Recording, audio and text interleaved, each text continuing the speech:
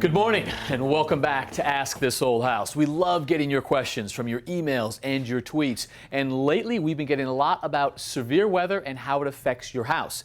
And in particular about lightning. So we've called our friend and meteorologist Jim Cantore in. Jim, good to see you. Hey buddy, good to see you again, Tim. All right. So I see you in all sorts of weather events. Hurricane force winds, driving rain. But you don't like lightning. I don't. You don't get a second chance with lightning. I mean, that is my biggest fear out there, no question about it. On average in the United States, 25 million strikes from the cloud to the ground per year. Wow. That's a lot. That is a lot of strikes. Yeah. Now, I think of lightning as something that happens often with summer storms. Is that correct? Year round. Year-round. I've been in 4 situations where, while it's a blinding snowstorm, we've gotten lightning. So thunder snow. Well, maybe you shouldn't hang out in so much weather.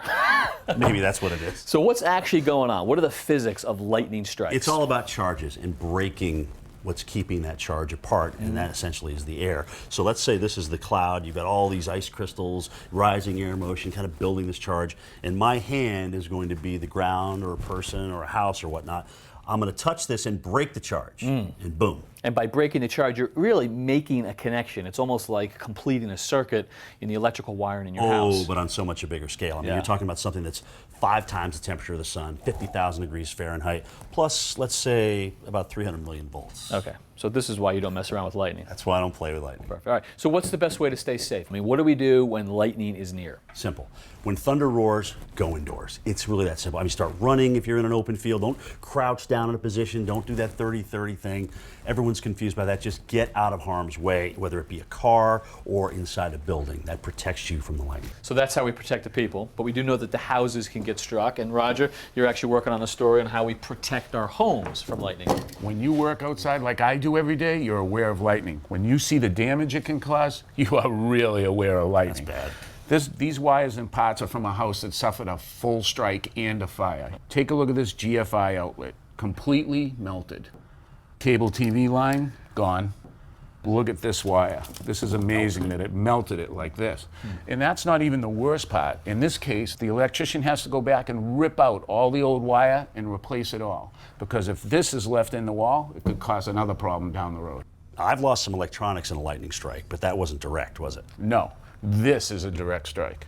Now, we've been getting a lot of emails from people in Central Florida on how to protect their homes. That doesn't surprise me. This is the lightning capital of the country. You've got a state that's surrounded by water. On any given day, June, July, and August, the sun heats that land. It causes the air to rise. That pulls in the cooler ocean water. That's what we call a sea breeze. Thunderstorms form on that on both sides of the state, and they usually converge over the central part of the state. So you can get just about 1 of every 3 days with lightning in Florida. Well, that explains why Florida leads the country in deaths by double the next nearest state. I mean, it's a huge recreational state. People come down to Florida from all parts of the country. You have a population that lives there year round. They deal with these thunderstorms and says, hey, I'm not going to get struck. Unfortunately, sometimes they do. So it's no surprise we get a lot of questions from Florida, and no surprise that's where you went to show us the story.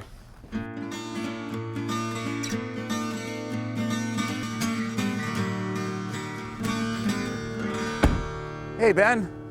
Hey, Roger. Thanks for coming out. My pleasure. Good to see you. Good to see you.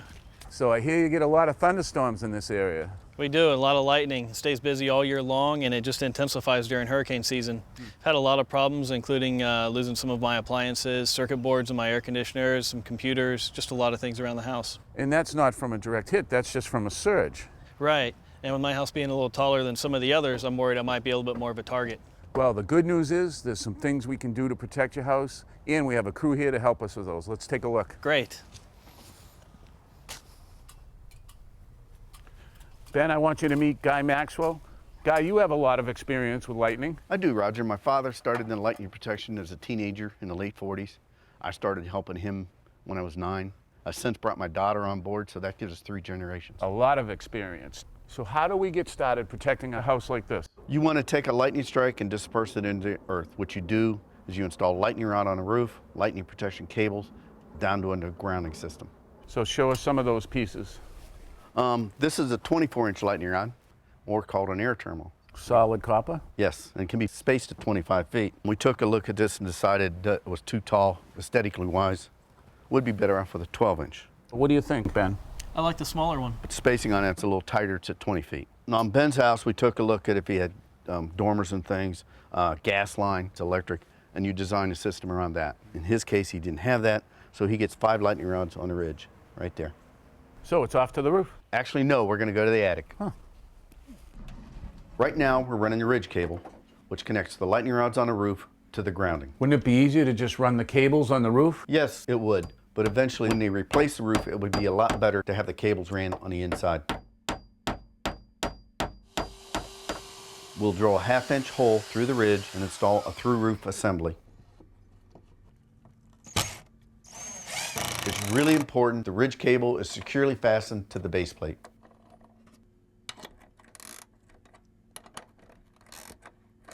We'll cut the thread rod to the proper length.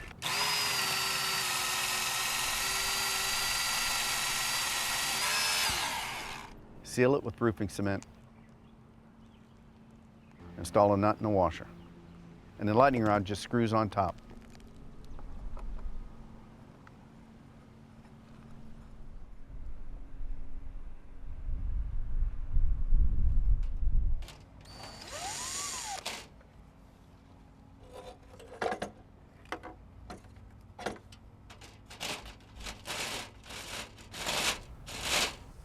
So we've got 5 lightning rods up on the roof, and they're connected by cable that runs all the way down and ties into this cable.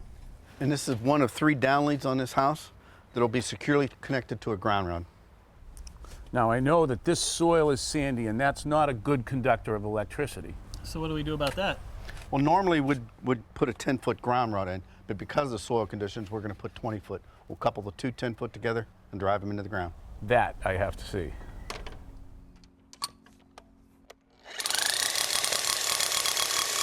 Boy, that looks like it goes in pretty easy. Well, a hammer drill in combination with sandy soil makes short work of it.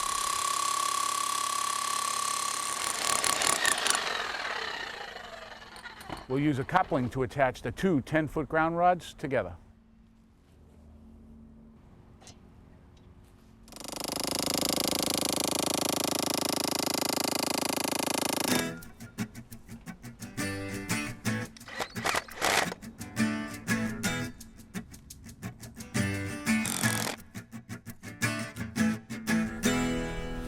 Now with the new lightning rods installed on my roof, will I see more lightning? No, lightning rods don't attract or repel lightning. What they do is if lightning's going to hit your house, it just safely dissipates it into earth.